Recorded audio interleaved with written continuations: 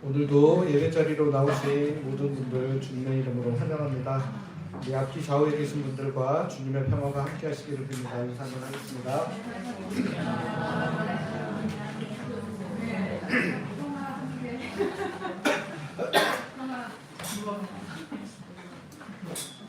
네, 이제 묵상 기도하심으로 오늘 주일 예배를 하나님께 드리겠습니다. 누구든지 나를 따라오려거든 자기를 부인하고 자기 십자가를 지고 나를 따를 것이니라. 누구든지 제 목숨을 구원하고자 하면 잃을 것이요 누구든지 나를 위하여 제 목숨을 잃으면 찾으리라. 하나님은 영이시니 예배하는 자가 영과 진리로 예배할지니라. 아멘.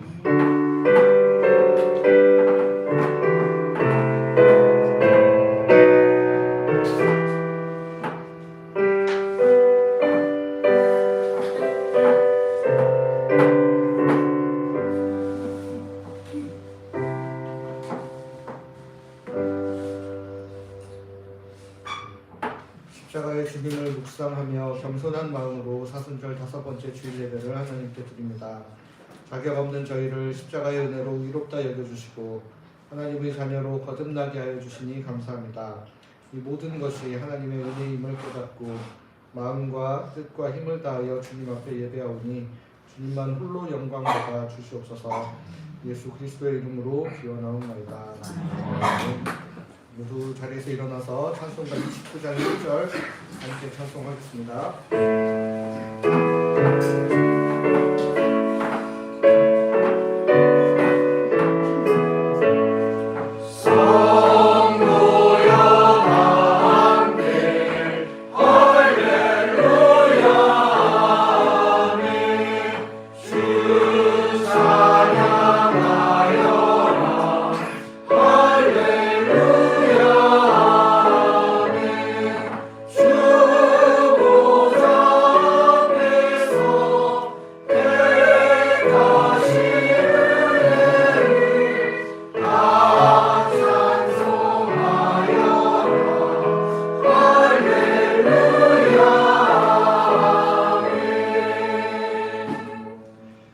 사도신경으로 우리 신앙을 하나님께 고백하겠습니다.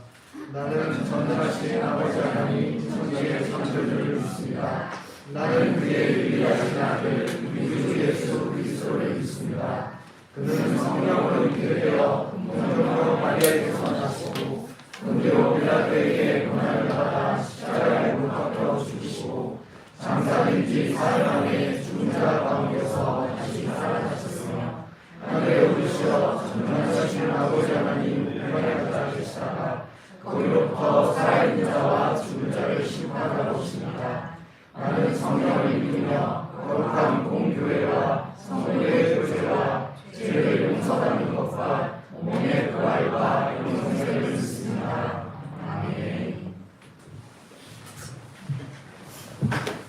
할렐루야. 3월 넷째 주 예배를 허락하신 하나님을 찬양합니다. 제가 오늘 이렇게 멘트가 늘 줄이려고 하는데 잘 줄여지지 않아서 네, 생각나는 것들을 다 전달 안 드리면 뭔가 말이 이상해질 것 같아가지고요. 오늘 아침 이곳에 저와 여기 모인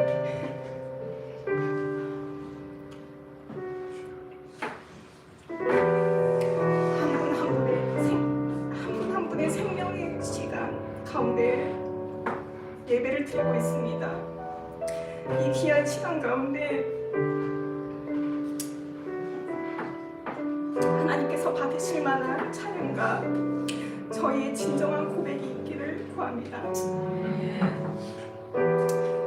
구원받았다 하고 회개하고 돌이켰지만 늘 계속 돌이켜야만 하는 죄인의 길에 서 있는 우리를 버려두지 않으시고 포기하지 않고 기다리고 계십니다.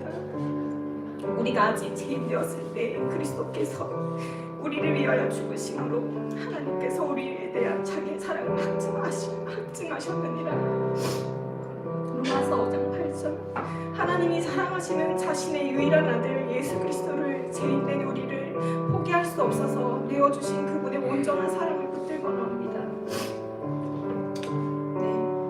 나조차 용납할 수가 없고 품꾼으로라도 받아주기를 바랬던 돌아온 탕자를 아버지는 혹시 돌아오는 입구에서 돌이라도 맞아 죽을까 하여서 염려하여서 마을 입구에서 기다렸던 그 마음으로 우리를 여전히 기다리시는 하나님의 그 사랑을 떠올리면서 오늘 여호와께 돌아가자라는 그 찬양을 함께 하기 원합니다. 내 백성이 내 백성이 나를 떠나 돌아섰지만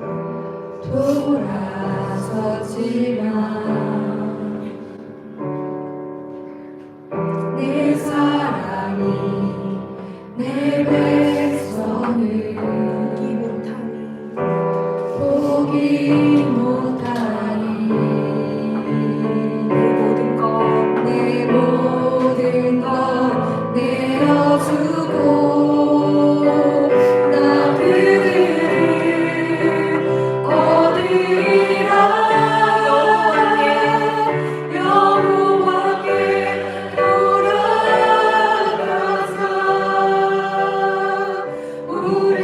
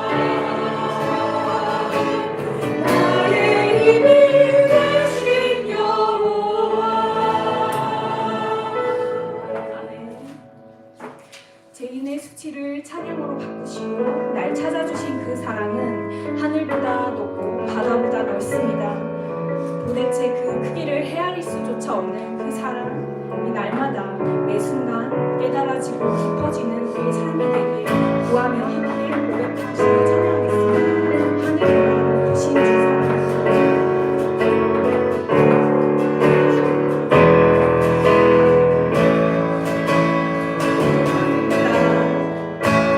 하늘보다 높으신 주 사랑, 바다보다 넓으신 주 사랑, 나를 향한 크고 높으신 사랑, 헛되고 헛된 그 모든 것 내게서 멀리 거두셨네. 나의 찬양되었네, 찬양되었네. 영원히 감사드리 주님의 은혜. 날 찾아주신 그 사랑, 보주인 내 전부. 사랑해요, 공개해요. 나 주 위에 살리 영원토록 신실하신 주 사랑을 전하리.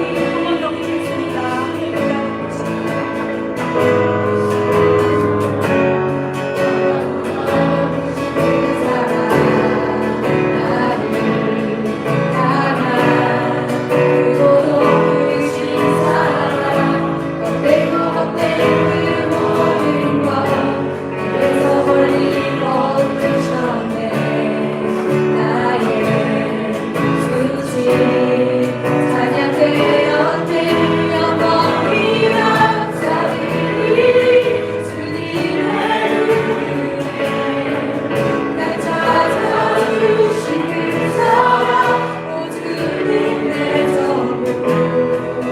사랑해요, 변해라주. 나 주 위에 살리 영원토록 신실하신 주 사랑을 전하리. 영원히 감사드리 주님의 은혜. 날 찾아주신 그 사랑, 공주인 내 전부. 사랑해요, 감사해요. 나 주 위에 살리 영원토록 신실하신 주 사랑을 전하리. 하나님께서 세상을 사랑하사 독생자를 주셨으니 믿는 자는 영생을 얻으리. 하나님께서 세상을 사랑하사 독생자를 주셨으니 믿는 자는 영생을 하나님께서 세상을 사랑하사 독생자를 주셨으니 믿는 자는 영생을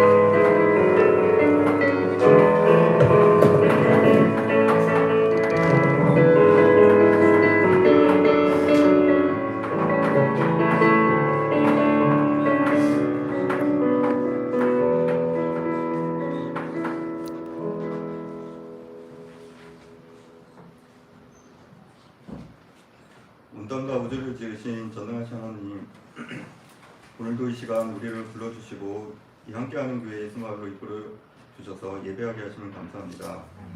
또 찬양으로 또 목사님 통해 전해주신 말씀으로 또 하나님께 영광을 돌리고 회복하게 하시면 감사합니다. 하나님, 이 땅은 정말 하나님이 없는 것처럼 서로 전쟁하고 자기 힘을 믿고 사는 모습을 봅니다.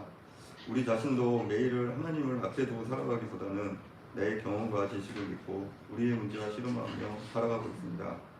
주님, 우리의 연약함을 아시고 우리가 스스로를 의지하지 않고 하나님을 바라보며 살아갈 믿음과 은혜를 주세요. 주님, 특히 이스라엘, 미국과 이란과의 전쟁으로 많은 사람이 고통을 받고 있습니다. 전쟁으로 많은 사람들이 고통을 받고 또 온 세계 경제에도 큰 불안감을 주고 있습니다. 하나님, 이 전쟁을 멈추게 해주시고 관련된 나라 지도자들의 마음을 돌려주시고 하나님을 바라보게 해주세요. 하나님, 우리 예수마을을 위해 기도합니다. 아이들마당, 어린이마당, 청소년, 청년부 그리고 장년부에 이르기까지 모든 성도들을 하나님께서 불꽃과 같은 눈동자로 항상 지켜주시고 각 예배가 좀 회복되게 하여 주십시오. 각 사람과 또 만나주셔서 주님의 자녀된 삶을 살 수 있게 도와주세요. 또한 목사님이와 교역장님들과 각 부서 교사들에게도 하나님께서 항상 역사하시사 지혜를 주시고 감사로 또 은혜로 모든 일을 감당할 수 있게 도와주세요. 또한 곧 새로운 순모임이 시작됩니다. 하나님께서 새롭게 세우시는 순장님들 지혜와 사랑으로 인도해 주시고 또 각 순모임이 주님의 은혜 안에서 세워지길 기도합니다. 순모임을 통해 더 하나님을 사랑을 경험하고 성도들과 이웃을 바라볼 수 있는 교제의 시간이 되게 해주세요. 또한 몸이 아프신 여러 성도님들, 또 우리가 잘 모르지만 또 경제적으로 어려움을 겪고 계실 분들 모두 기억해 주시고 우리의 몸을 창조하신 하나님께서 온전히 그 몸을 회복시켜 주시고 또 주님께서 각자에게 가장 좋은 길과 방법으로 인도해 주시기 원합니다. 또한 좀 저희에게 서로 기도할 수 있는 사랑의 마음을 주십시오. 또한 각국에서 하나님 나라를 전하시는 선교사님들 주님께서 늘 도와주십시오.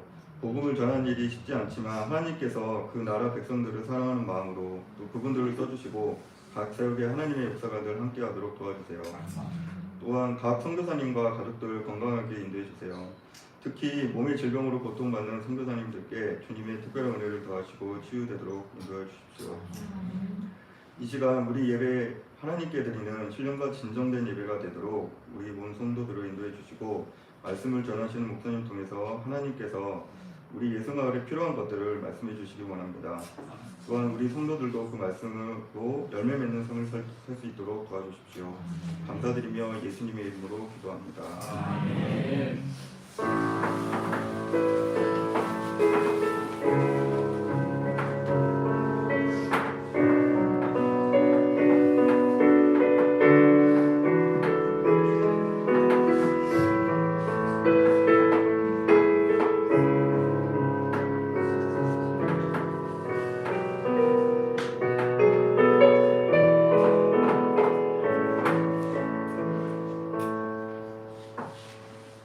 모두 자리에서 일어나셔서 찬송가 218장 1절 함께 찬양하며 봉헌하겠습니다.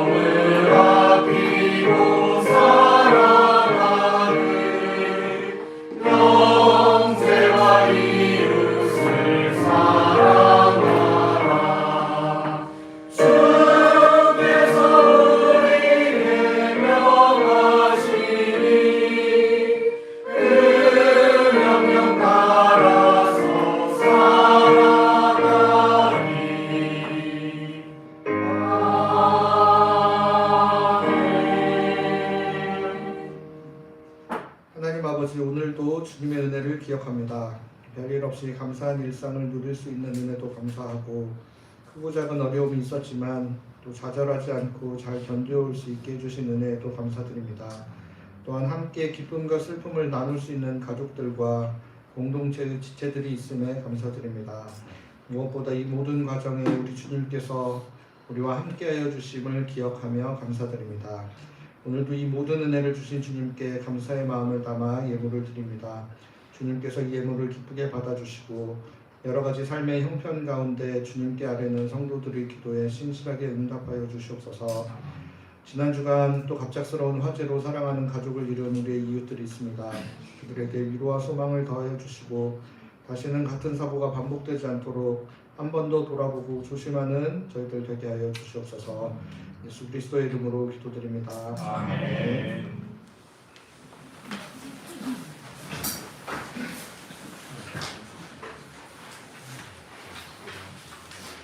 하나님께서 오늘 우리에게 주시는 말씀은 신약성경 로마서 6장 1절부터 11절까지의 말씀입니다. 로마서 6장 1절부터 11절까지의 말씀 제가 한 절 읽고 여러분 한 절 읽고 번갈아 읽고 마지막 절 함께 읽도록 하겠습니다. 그러면 우리가 무슨 말을 하겠습니까? 은혜가 더 커지도록 우리가 죄 안에 줄곧 머물러 있어야 하겠습니까? 우리가 죄는 죽은 사람들인데 어떻게 여전히 죄 안에서 살겠습니까? 아니면 여러분은 모르십니까? 세례를 받아 그리스도 예수님 안에 들어가 있게 된 우리가 세례를 받아 그분의 죽음 안으로 들어갔다는 것을요. 우리는 세례를 통해서 그 죽음 안으로 들어가 그분과 함께 졌습니다. 그래서 그리스도께서 아버지의 영광을 힘입어 죽은 사람들 가운데서 일으킴 받아 살아나신 것처럼 우리 자신들도 그의 생명 속에서 살아가게 되었습니다. 우리가 그분의 죽으심에 동참하여 그분과 같은 존재가 되었다면 그분의 부활하심에도 동참하여 그분과 같은 존재가 될 것입니다. 이것을 우리가 알고 있습니다. 또 우리의 옛사람이 그리스도와 함께 십자가에 못 박힌 것은 죄의 몸이 없어지게 하는 것입니다. 하여야 그는 우리가 죄를 섬기는 종이 되지 않게 하는 것입니다. 왜냐하면 죽은 사람이 의롭다고 판결을 받고 죄에서 풀려나 있기 때문입니다. 그러나 우리가 그리스도와 함께 죽었다면 그분과 함께 사는 걸 얻을 자가 없습니다. 우리가 알다시피 그리스도께서는 죽은 사람들 가운데서 일으킴 받아 살아나신 뒤에 다시는 죽지 않으십니다. 죽음이 더는 그에게 주인 노릇 하지 못합니다. 그분이 죽으신 것은 죄의 죄를 쫓아내고 단 한 번 죽으신 것입니다. 그분이 사신 것은 하나님을 바라보며 계속 살아가시는 것입니다. 함께 읽겠습니다. 이와 같이 여러분 자신도 여러분이 죽어서 죄의 죄를 쫓아내고 그리스도 예수 안에서 하나님을 바라보며 살아간다고 여기시옵소서. 아멘. 1954년 5월 17일에 있었던 미국 연방대법원의 선고 결과는 미국의 교육에서 또 인종 문제에서 큰 의미를 남긴 결과였습니다. 당시 미국에는 백인과 흑인의 인종차별 문제가 여전히 남아 있었고 미국이 겉으로는 평등을 표방하였으나 실질적으로는 평등하지 않게 여러 제도들을 시행하고 있었고 특히 어린이들 교육에 있어서도 불평등의 문제가 있었습니다. 공립교육에서 분리하되 평등이라는 원칙을 내세워서 백인 어린이들과 흑인 어린이들이 분리되어 교육을 받았고 겉으로는 평등을 내세웠지만 분리된 교육 환경에서 불평등한 교육을 받을 수밖에 없었습니다. 그런데 캔자스주의 토베카시에 살던 흑인 용접공이었던 올리버 브라운이라는 사람이 이것에 대해 문제를 제기하였습니다. 자신의 딸 린다 브라운이 흑인이 다니는 초등학교를 가기 위해 집에서 6블럭을 걸어서 버스 정류장에 간 다음에 거기에서 또 버스 타고 1마일이나 떨어진 곳으로 통학해야 하는 것이 어린이에게 부당하다라고 생각했습니다. 그래서 바로 가까이에 있는 한 7블럭 떨어진 초등학교에 다닐 수 있게 해달라고 요청을 했으나 그 초등학교는 백인 전용 초등학교여서 시의 교육위원회가 입학을 거부하였습니다. 이에 브라운은 같은 흑인 부모 12명과 함께 교육위원회를 대상으로 소송을 걸었고 결국 1954년에 연방대법원으로부터 분리하되 평등이라는 원칙이 국립학교의 인종분리에 적용되는 것에 대해 분리된 교육시설 그 자체가 불평등하다며 만장일치로 위헌 판결을 내렸습니다. 대법원 판결이 있었는데 그 이후에도 즉각적으로 흑인 백인 통합이 이루어지지 못했습니다. 이 사건 이후에 서서히 학교 통합 정책이 뿌리를 내리기 시작했고 1964년 민권법 제정으로 이어지는 결정적 계기를 마련한 사건으로도 평가를 받고 있습니다. 근데 이 결정적인 변화를 일으킨 이 사건은 사실 브라운이라는 한 사람을 통해 시작되었다라는 것입니다. 그 사람이 문제를 제기하고 그에 동조하는 흑인 부모 모아봤는데 딱 12명만 함께 그 소송에 나서기로 했기 때문에 그것을 통하여 결국은 변화가 이어질 수 있었지만 우리가 짐작하듯 이런 변화의 과정이라는 것이 결국 쉽게 이루어지는 것은 아니라는 것을 우리가 깨닫게 됩니다. 많은 반대에 부딪혀야 했고 공격에 시달려야 했습니다. 미연 판결이 난 이후에도 학교가 통합될 때까지 많은 시간이 걸렸습니다. 이런 어려움들이 있었고 또 예상도 되었기 때문에 다른 사람들은 적극적으로 나서서 이 문제를 해결하려 하지 못했던 겁니다. 그러나 브라운을 비롯한 소수의 사람들이 끝까지 노력하고 싸움했던 결과 그 혜택은 공조하지 않았던 수많은 흑인들에게도 동일하게 돌아갈 수 있는 기회가 생겼다는 겁니다. 지난주에 우리는 아담으로 대표되는 모든 사람들의 죽음을 앞세운 죄의 영향권 아래 살게 되었던 죄의 지배의 기원과 또 그러한 죄의 지배로부터 우리를 건져내서 생명과 은혜의 다스림 가운데 살게 하신 한 사람 예수 그리스도의 사랑에 대해 살펴보았습니다. 예수 그리스도께서 죽음의 문제를 완전히 해결하셨고 우리는 더 이상 죄와 죽음의 지배를 받지 않고 예수 그리스도께서 다스리시는 생명과 은혜의 나라에서 살아갈 수 있는 여건이 마련되었다는 겁니다. 근데 앞선 이야기에서 위헌 결정이 나도 계속 여전히 분리교육을 하고자 실시했던 이들의 영향력들이 강력했기 때문에 백인들의 영향력들이 강력해서 즉각적으로 통합교육이 시행되지 못한 것처럼 이 죽음의 영향력이 강력하여 여전히 죽음을 의식하며 살아가게 되는 우리의 실존적인 모습들을 돌아보았습니다. 특별히 죽음을 앞세워서 죽음의 권세가 강력하게 힘을 발휘하는 것 같은 이 세상에서 살아가고 있지만 우리가 죽음에 대해 완전한 승리를 거두신 예수 그리스도를 깊이 신뢰하고 따르는 삶 안에서 생명의 능력을 매일매일 경험하여 살아야겠다라고 말씀을 드렸습니다. 오늘 본문도 사실 큰 틀에서는 같은 맥락입니다. 결국 예수님께서 죽음의 권세 이기시고 우리를 죄의 지배 가운데서 하나님의 지배 가운데로 옮기셨다라는 이야기를 계속 반복해서 이야기를 하고 있는데 이번에는 이제 그 상관관계에 대해서 좀 더 구체적인 설명이 나오고 있습니다. 그러니까 2000년 전에 예수님께서 십자가에서 죽고 또 부활하셔서 그 죽음의 권세를 지배하시고 이기신 사건이 있었는데 그 예수님의 능력이 오늘을 살아가는 지금 우리에게 어떠한 능력으로 나타나게 되는지 그 원리를 오늘 본문을 통해 설명하고 있다는 것입니다. 그러니까 이를 통해 우리가 거듭하여 우리는 죄의 지배 아래 살아가야 되는 존재가 아니라 하나님의 사랑과 은혜의 다스림을 받으며 살아야 된다는 것을 다시 한번 재확인하고 또 우리로 하여금 그 백성의 신분에 걸맞는 삶을 살아가도록 우리에게 권면하고 있다는 겁니다. 그런데 오늘 본문이 이제 그 원리를 설명하는 데 있어서 먼저 어떤 이미지를 가지고 오냐면 세례라는 이미지를 가져옵니다. 그래서 우리가 세례를 통해 세례를 받은 신자들은 그리스도 예수와 연합하게 되었다라는 것을 오늘 본문에서는 특별히 많이 강조를 하고 있습니다. 그래서 오늘 본문 3절 말씀 다 같이 한 목소리로 읽어보겠습니다. 시작.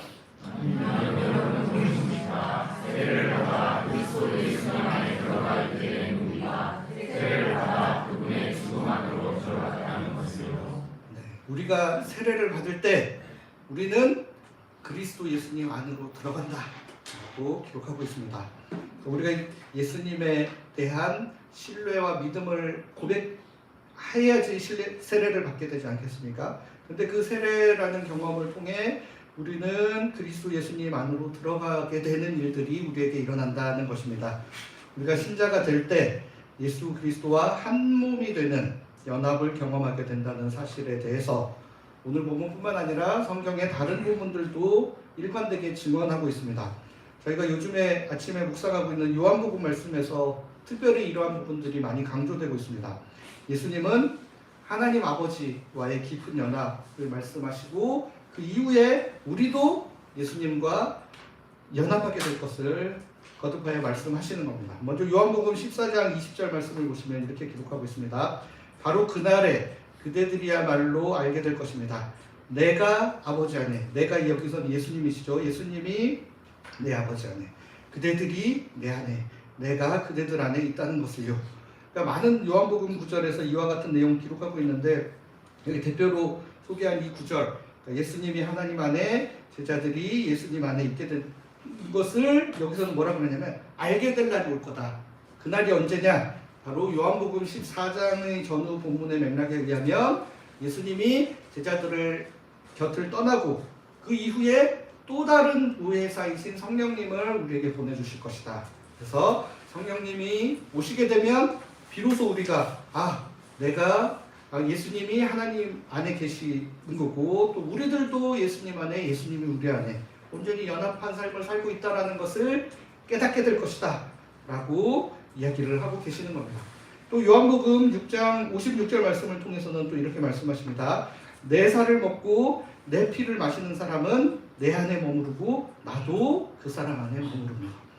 요한복음 6장 56절 말씀을 통해서는 예수님의 살과 피, 즉 우리가 성찬에 참여할 때 우리는 예수님 안에, 예수님도 우리 안에 머무르게 되는 예수님과 한 몸됨을 경험하게 될 것이라고 이야기하고 있습니다. 그러니까 지금 소개해드린 요한복음의 본문 외에 다른 요한복음 본문에서도 또 성경의 다른 본문들에서도 우리가 그리스도와 한 몸 되는 것, 특별히 고린도전서 같은 데서는 그리스도의 머리 대신 예수 그리스도와 우리는 그 지체로서 한 몸을 이루어가는 공동체를 또한 이야기를 하고 있습니다. 오늘 본문은 그러니까 요한복음 14장에서는 성령님이 우리에게 오실 때, 그리고 요한복음 6장에는 성찬에 참여할 때 우리가 예수님과 연합되어 있다는 사실을 깨닫게 되고 알게 될 거다라는 이야기를 종합을 해서 우리가 세례받을 때 우리는 예수님 안으로 들어가게 되고 예수님과 연합하게 된다라는 내용을 우리에게 가르치고 있습니다. 그러니까 여기서 세례받을 때라고 하면 우리가 이제 교회에서 공식적으로 베푸는 세례식을 거쳐야 그리스도 예수님과 연합되는 것으로 이야기하고자 하는 것은 아니고 우리가 기본적으로 예수 그리스도를 주로 고백하고 생명의 주로 신뢰하여 그리스도를 우리의 주님으로 받아들이는 그때 그리스도와 연합하게 된다라는 것을 이해해야 될 것입니다. 그러니까 요즘에는 사실 세례식을 1년에 한두 번 정도 진행을 하지만 과거에는 예수님을 믿겠다고 결심하면 그 즉시 세례를 받았습니다.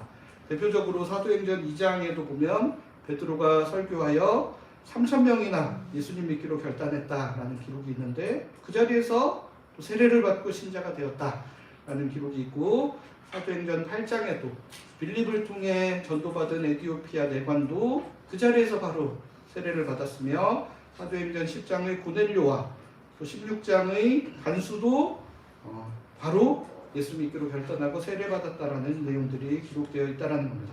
그러니까 결국 과거에는 예수 그리스도를 주로 고백하는 것과 세례받는 것이 동시에 일어나는 일로 여겨졌다라는 겁니다. 그러니까 우리가 예수님을 우리 인생의 주인으로 고백하고 그분이 참된 구원자됨을 마음 깊이 신뢰하고 생명의 능력이 우리 주님께 있다라는 사실을 받아들이게 되면 어떻게 일이 일어나느냐? 성령께서 우리 안에 거하시게 되고 그 성령께서 우리 안에 거하시면 우리는 예수님과 연합되었구나라는 사실을 깨닫게 된답니다. 그리고 나서 우리가 세례받은 이후 공동체 안에서 성찬에 참여하는 그때 우리가 바로 예수님 안으로 들어가 예수님 안에 거하게 된다는 것을 다시 한번 매 순간 재확인하게 됩니다. 성찬식도 저희가 1년에 몇 번 자주 못하지만 원래는 매주 말씀 예전과 더불어 성찬 예전을 통하여 우리가 그리스도 예수와 연합된 존재라는 것을 주기적으로 매주 다시 한번 반복해서 확인해야 된다라는 것이죠. 오늘 본문에서 이제 예수님을 주로 고백한 이후의 삶에서 예수님과 연합하여 살게 될 거다. 그러니까 이 이야기를 잘못 이해를 하면 일단 처음 그냥 받아들이기는 우리가 세례받고 예수님을 주로 고백하는 그 순간부터 예수님과 연합하여 그 이후에 함께 연합된 삶을 살 거다라는 정도의 생각을 기본적으로 하게 되는데 오늘 본문은 이제 여기서 한 발 더 나아가서 우리가 세례받아 예수님을 주로 고백하고 예수님과 연합하게 되면 과거에 일어났던 예수님의 죽음과 부활 사건에도 동참하게 되는 것이다 라고 오늘 본문에서 해석을 하고 있는 겁니다. 오늘 본문 6장 4절 말씀 우리 한 목소리로 같이 읽어보겠습니다. 시작. 우리는 세례를 하여 그 죽음 안으로 들어가 그분과 함께 묻혔습니다. 그래서 그리스도께서 아버지의 영광을 드리고 죽은 사람들 가운데서 일으키다가 살아가신 것처럼 우리 자신들도 새 생명 속에서 살아가게 되었습니다. 우리 입장에서는 예수 그리스도의 죽음과 부활 사건은 과거의 사건이지만 시간과 공간을 초월하시는 예수님, 시간과 공간을 초월하시는 성령 하나님을 통하여 우리가 예수 그리스도의 죽음과 부활에도 동참하게 된다는 것입니다. 이거에 대한 부연 설명이 계속 5절부터 11절까지 다양한 표현들을 통하여 반복하여 기록을 하고 있습니다. 우리가 예수 그리스도와 함께 죽음 안으로 들어가 그분과 함께 묻혔다는 것은 죄를 섬기던 종의 신분이었던 죄의 몸이 그리스도와 함께 죽는 것이고 예수님의 부활하심에 동참하였다는 것은 이제 우리가 먼 훗날 예수님과 같은 부활의 몸으로 다시 일어나 부활할 것에 대한 소망을 갖는 첫 번째 의미도 있고 동시에 지금 이 순간 예수 그리스도를 믿고 거듭난 새 생명 속에서 살아가게 되는 존재가 되었음을 동시에 이렇게 이야기를 하고 있다라는 겁니다. 그러니까 바울 사도가 이렇게 예수님과 연합한 삶을 살아가게 되는 우리의 모습을 세례와 연관지어 설명하는 것에는 이유가 있습니다. 세례가 바로 이렇게 변화되고 거듭나는 우리의 존재를 눈으로 확인할 수 있게 하는 좋은 시청각 자료의 역할도 함께 하기 때문이라는 겁니다. 그러니까 지금 우리 장로교에서는 세례식을 거행할 때 세례의 의미와 신앙 고백을 중요하게 받아들이고 그거에 대해서 예식으로는 약식으로 머리에 물을 얹음으로 세례식을 진행하고 있습니다. 그러나 원래 세례 방식에 가까운 것은 지금 침례교에서 시행하는 것과 같은 침례의 방식입니다. 원래 세례라는 것은 대상자가 머리에 물만 끼얹는 게 아니라 그 강이나 아니면 이 욕조 같은 데로 들어가서 아예 물속으로 푹 잠깁니다. 푹 잠기고 그 다음에 다시 물 밖으로 나오는 방식으로 세례식이 원칙적으로는 진행이 된다는 거죠. 그러니까 이는 예수 믿기 이전 죄의 종으로 살아가던 자아는 물속에 완전히 잠김으로 죽고 그 다음에 우리가 물 밖으로 나옴으로 하나님의 다스림을 받는 새로운 생명으로 거듭난다라는 의미를 담고 있는 겁니다. 결국 세례를 통해 물속에 완전히 잠기는 것은 예수 그리스도의 죽음 안으로 우리가 함께 들어가 그분과 함께 완전히 죽는 것이고 물 밖으로 나옴으로 부활하신 주님과 같이 새로운 생명을 얻게 된다는 것을 상징한다는 겁니다. 그러니까 로마서 6장에서 이야기하는 죽음과 부활의 이미지가 이렇게 세례와 연관지어지는 것이라는 겁니다. 더불어 사도 바울은 고린도전서 10장 1절 2절 말씀을 통해 이스라엘 백성들이 출애굽하는 과정에 있어서 홍해를 건넌 사건을 이거는 이스라엘 민족이 집단적으로 세례받은 사건이다라고 해석을 하고 있습니다.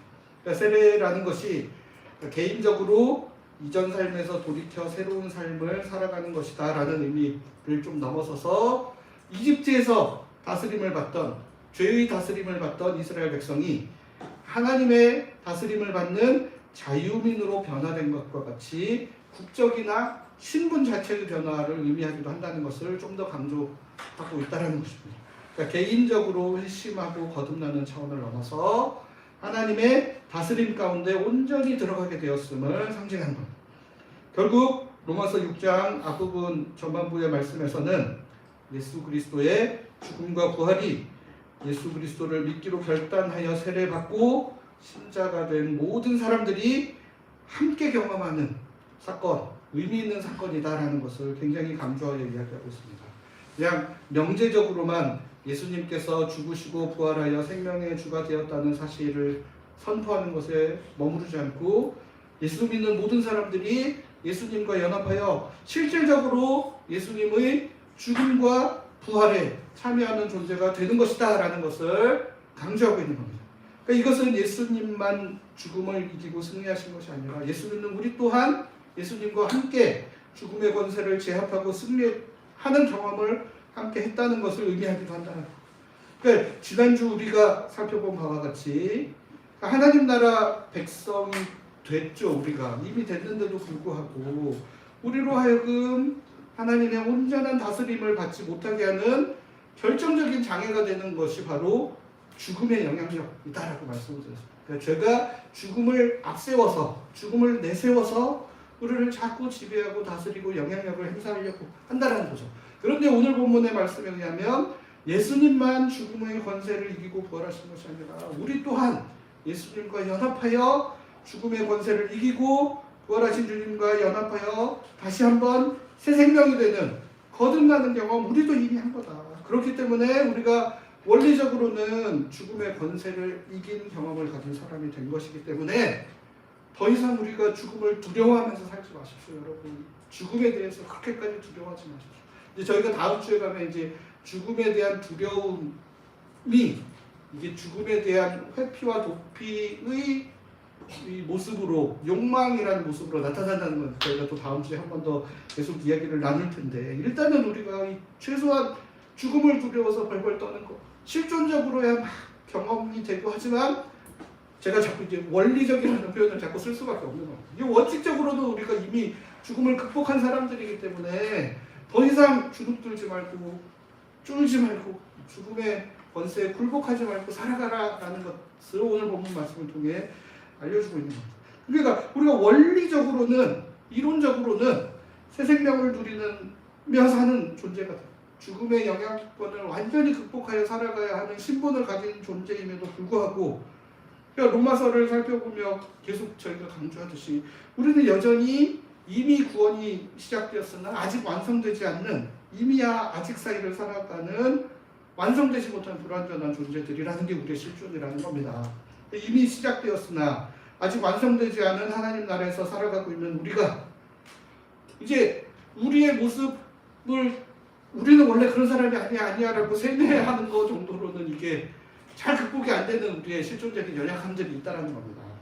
그렇기 때문에 이제 오늘 본문에서도 보면 이제 이전에 그리스도의 죽음과 함께 죽음에 참여한 것에 대해서 훨씬 더 단정적으로 이야기하면서 우리가 새로운 삶을 살아가야 하는 우리의 모습을 당연하고 너무나 완전하다는 듯이 확신에 차서 단정적인 표현으로 기술하기보다는 약간 유보적인 표현으로 기록하고 있는 걸 확인을 할 수 있습니다. 6장 4절, 5절, 6절, 8절, 11절 계속해서 보시면 그러니까 새 생명 가운데 살아가는 존재이니 그렇게 살아야 합니다. 이런 식의 표현보다는 여러분들을 새 생명 가운데 살아가게 하려고 하시는 것입니다. 이런 표현이죠. 그래서 6장 5절에도 그분의 부활하심에 동참하여 그분과 같은 존재가 될 것입니다. 여기는 사실 우리가 미래에 예수님 다시 오셔서 우리가 온전한 부활의 몸으로 일어날 것에 대한 소망을 기본적으로 가지고 있기 때문에 미래적인 시점으로 표현을 하고 있는 것도 있지만 또 여기 6절에도 보시면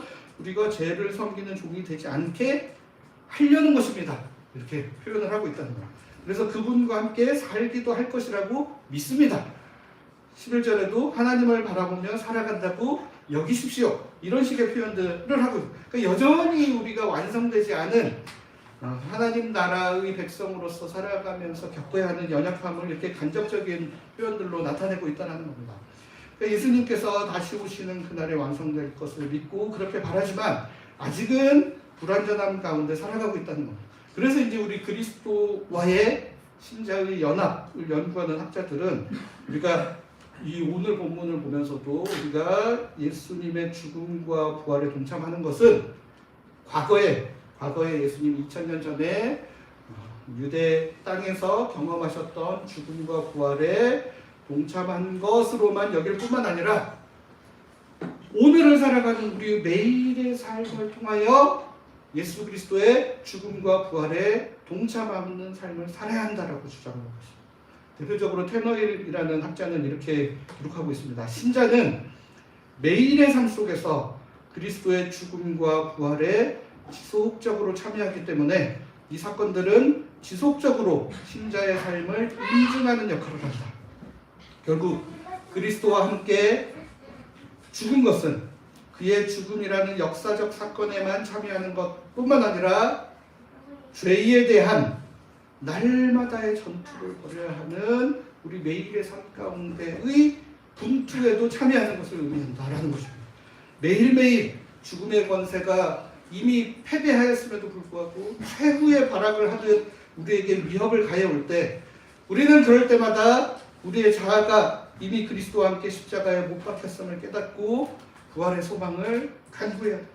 그러니까 매일의 삶을 통해 죽음의 권세가 우리를 위협해 올 때 우리는 그 순간 다시 한번 죽고 그 순간 다시 한번 주님과 함께 부활하는 경험을 매일의 삶 가운데 일어나야 된다는 것입니다. 바울 사도는 고린도전서 15장 30절 31절 말씀을 통해 이렇게 고백하고 있습니다. 왜 우리 자신들도 매시간 위험을 무릅쓰고 있습니까? 나는 날마다 죽습니다. 이 바울 사도가 고린도전서 15장 말씀을 통해 부활에 대해 길게 변증을 하고 있는 가운데 나온 말씀입니다. 그러니까 부활이 없다면 자신이 지금 이렇게 위험을 무릅쓰고 복음을 전하려고 하는 삶도 의미 없을 거다라고 이야기하면서 나는 날마다 죽는다고 생각하는 삶이다 라고 고백을 합니다. 그러니까 고린도전서 15장의 문맥에 따르면 바울이 부활을 소망하고 있기 때문에 복음을 전하면서 겪게 되는 그 수많은 고난을 감내할 수 있다는 것으로 이제 그것을 강조하는 표현으로 나는 날마다 죽습니다 라는 표현을 사용하였습니다. 그러나 이제 바울이 부활의 소망을 두고 부활이 있기 때문에 나는 날마다 죽습니다 라고 고백할 수 있었다라는 사실에 초점을 맞추면 우리도 그리스도와 연합한 자들로서 매일매일 주님 앞에서 죽고 다시 살아나는 마음으로 살아갈 수 있습니다. 감사하게도 우리는 매일 죽고 매일 다시 살아나는 것 같은 경험을 이미 하고 살고 있습니다. 매일 밤에 잠들면서 우리는 죽음을 연습하고 아침에 깨어나며 부활을 연습합니다. 그런 면에서 성경에서 죽음이라는 것을 잔다라고 표현하고 있는 것은 꽤나 의미심장하다라고 할 수 있습니다. 우리도 매일 죽고 다시 살아나는 것 같은 삶을 살아납니다. 이 매일 연습하는 죽음과 부활의 시간을 의미 있게 사용하기 위해 여러분들 매일 자기 전에 지난 하루에 우리의 삶을 성찰하고 매일 아침에 눈을 뜨면서 새 생명 주신 하나님께 감사하여 새로운 하루를 부활의 몸으로 새로 시작하는 것 같은 그런 마음을 가지고 하루를 시작하는 습관을 들이는 것이 우리에게 매우 유익하다는 것입니다. 우리가 하루를 마무리하며 우리의 부족하고 아쉬웠던 모습, 상대방을 향해 잘못을 저질렀던 이 모든 것들 예수 그리스도의 십자가와 함께 모두 못 받고 죽이며 잠자리에 들 수 있습니다. 그리고 아침에 일어나서는 지난날의 잘못은 모두 잊고 새로운 마음으로 새 삶을 연습하는 삶을 매일 연습할 수 있습니다. 예수님께서는 우리의 지나간 죄를 계속 끄집어와서 우리를 계속 괴롭히고 지벽에 달라지라고 요구하시는 분이 아닙니다. 우리가 진심으로 하나님 앞에 죄를 회개하고 고백할 때 이 모든 것들 다 잊어버리신다고 했거든요. 잊어버리는 게 바로 죽음입니다. 모든 것들 하나님께서 다 없는 것으로 여겨주시기 때문에 우리가 자꾸 과거의 끈을 붙잡으며 과거의 고통과 과거의 아픔과 나의 실수를 오늘의 삶에 자꾸 가지고 와서 오늘의 삶을 자꾸 망가뜨리지 말라는 거예요. 이미 우리의 삶은 매일매일 거듭나는 삶으로 이어지고 있다는 것입니다. 이런 삶을 매일매일 반복함으로 우리는 그리스도의 죽음과 부활의 의미를 더욱더 깊이 깨닫게 되고 주님을 닮은 사람으로 계속하여 변화되어 가게 된다는 것입니다. 그리고 점점 이렇게 살 때 우리가 죄와 죽음의 지배를 벗어나 하나님의 다스림 가운데 나올 수 있게 된다는 것입니다. 되지 않으신가요?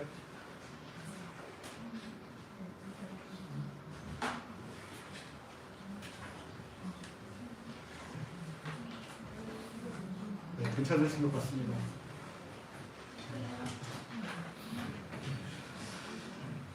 그래서 오늘 본문 10절과 11절 말씀 이렇게 마무리되고 있습니다. 우리 같이 한 목소리로 읽어보겠습니다. 시작. 그분이 주신 것은 죄를 감사하려고 한번 주신 것이다. 그분이 사신 것은 하나님을 바라보며 계속 살아가신 것입니다. 이와 같이 여러분 자신들도 여러분이 죽어서 죄의 지배를 끝장내고 그리스도 예수님 안에서 하나님을 바라보며 살아간다고 여기십시오. 네, 예수님께서 죄의 지배를 끝장내려고 단번에 죽으신 다음에 다시 사시는 것은 하나님을 바라보며 계속 살아가시는 것임을 기억하면 좋겠습니다. 우리도 그렇기 때문에 이와 같이 우리도 예수님과 함께 죽어서 죄의 지배를 끝장냈고 그리스도 예수께서 하나님을 바라보며 사시듯 우리도 하나님을 바라보며 살아간다고 여기라고 권하고 있습니다. 그러니까 예수 그리스도를 통해 우리에게 주어진 새로운 삶에서는 하나님을 바라보며 사는 겁니다. 하나님, 우리를 사랑해 주시고 우리를 용납하여 주셨던 하나님의 사랑과 은혜를 바라보고 사는 것이지 우리가 죄된 습성과 우리의 연약함을 바라보고 사는 게 아니라 우리가 죄의 지배를 받지 않기 위해 전전긍긍하며 어떻게 하면 죄의 지배로 멀어질까 그것을 계속 묵상하고 고민하며 생각하며 사는 것이 아니라 하나님을 바라보며 주님 안에 생명과 은혜와 사랑이 넘치는구나라는 것들을 그것을 바라보며 살아가는 사람들이죠.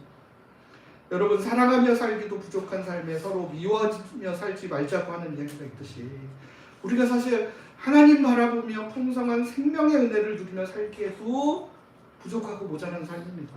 죄에서 벗어나기 위해 발버둥 치는 삶을 살기보다 이미 끝났다고 생각하시고 하나님을 바라보며 죄에 대해 무관심하며 살아갈 수 있는 우리들 될 수 있으면 좋겠습니다. 우리가 주님을 바라볼 때 죄를 자연스럽게 끊어내는 겁니다. 내가 이렇게 자꾸 이거 쳐다보면서 해서 끊어내는 게 아니라 우리가 주님을 바라보고 주님 안에 있는 생명과 은혜와 사랑이 얼마나 충만한지를 깨달을 때 비로소 자연스럽게 사라지는 거지 우리가 연약한 모습에 자꾸 매몰되어서 살지 않으셔.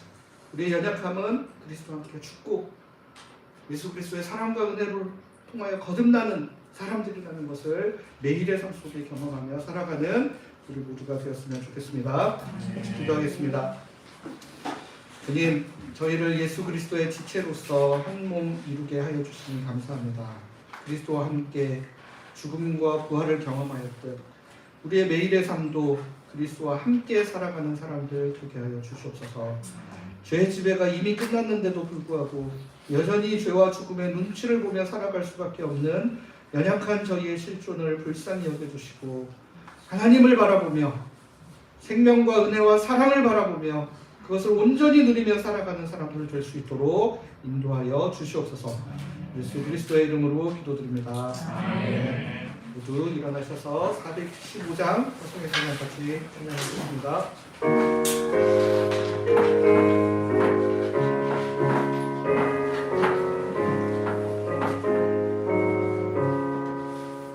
주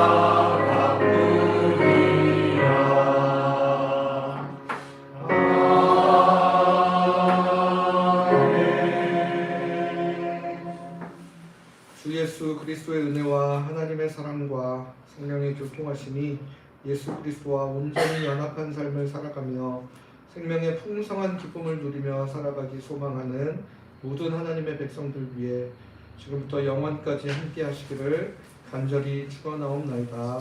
아멘.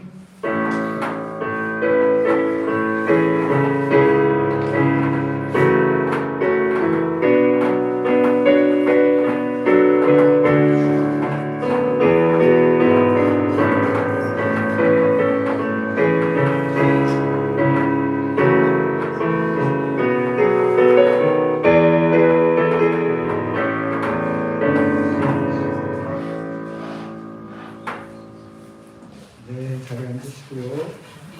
12시 전화도